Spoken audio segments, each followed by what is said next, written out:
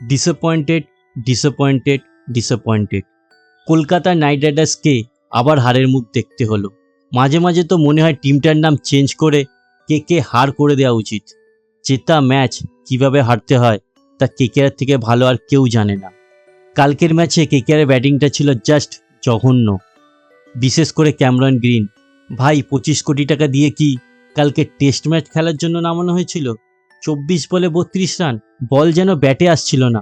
যেখানে স্কোরটা 220 হওয়া উচিত ছিল সেখানে টেনে টুনে 180 হলো। একমাত্র রবম্যান পাওয়াল 170 স্ট্রাইক রেটে ব্যাটিং না করলে এই রানটাও আসতো না।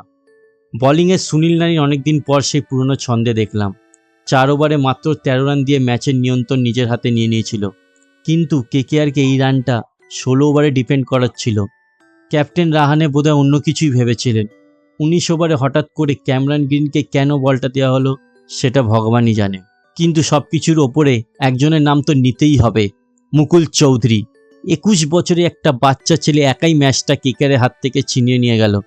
ডেভিড মিলার যা করতে পারল না, মুকুল সেটা করে দেখালো। 7 উইকেট পড়ে যাওয়ার পর সবাই আশা ছেড়ে দিয়েছিল।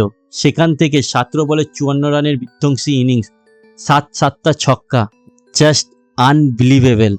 মুকুলের ইনিংস দেখে ভালো লাগলেও কেকেআরের হার মেনে নেওয়া যাচ্ছে না।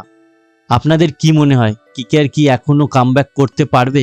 কমেন্ট করে অবশ্যই জানান। আর স্পোর্টসের সব আপডেট পেতে স্পোর্টস বাংলা লাকের সঙ্গে থাকুন। সাবস্ক্রাইব করতে ভুলবেন না।